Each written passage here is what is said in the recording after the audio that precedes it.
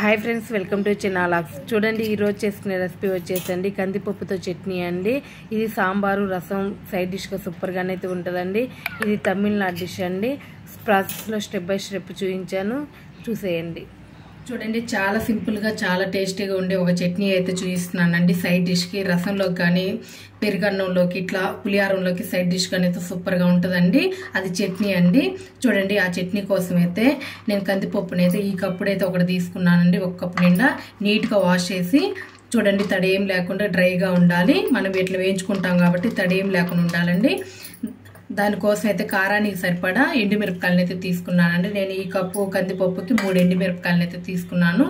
అదే మీకు కారం లేదే అనుకుంటే మీ టేస్ట్ సరిపడా ఇంకొకటి ఎక్స్ట్రా అనేది తీసుకోవచ్చండి. 3 ఇంచుల పచ్చి కొబ్బరిని అయితే తీసుకున్నానండి. చూడండి, 4 ఎల్లిపాయలు.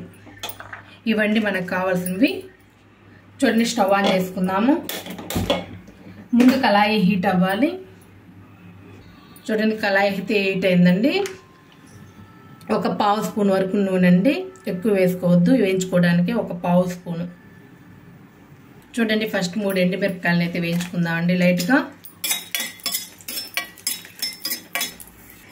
చూడండి, ఈ విధంగా వేగితే సరిపోతుంది.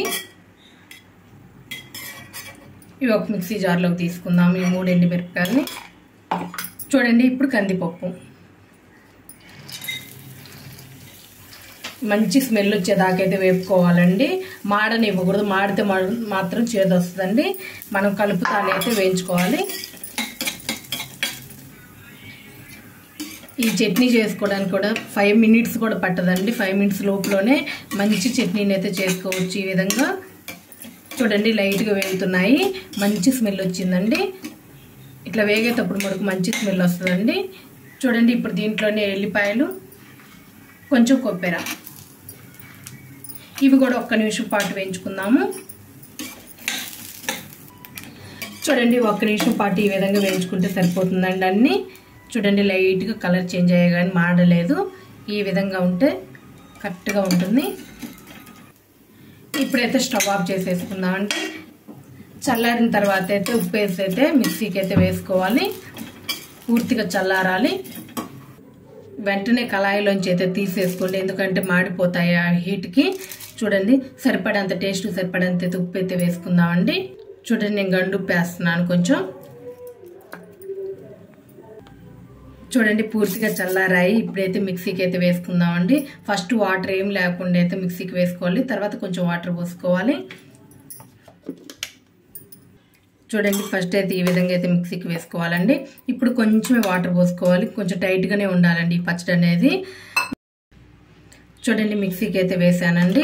ఈ విధంగా టైట్గా ఉండాలి, ఎందుకంటే మనం సైడ్కి వేస్తున్నాం కదండి రసం ఇట్లాంటి వాటిలలోకి, అందుకని కొంచెం టైట్గా. ఇదిగోండి, చూడండి, మన పచ్చడి అయితే రెడీ అయిందండి. ఈ విధంగా చేసుకొని రసం సైడ్ డిష్గా కానీ పులిహారం ఇది పెరుగన్నంలోకి ఇట్లా సైడ్ డిష్గా అయితే తినండి. చాలా టేస్టీగా 5 మినిట్స్ లోపలనే అయిపోతుందండి. చాలా టేస్టీగా అయితే ఉంటుంది. మన వీడియో కనుక నచ్చినట్టయితే లైక్ చేయండి, షేర్ చేయండి, కామెంట్ చేయండి. ప్లీజ్ సబ్స్క్రైబ్ చేసుకోండి.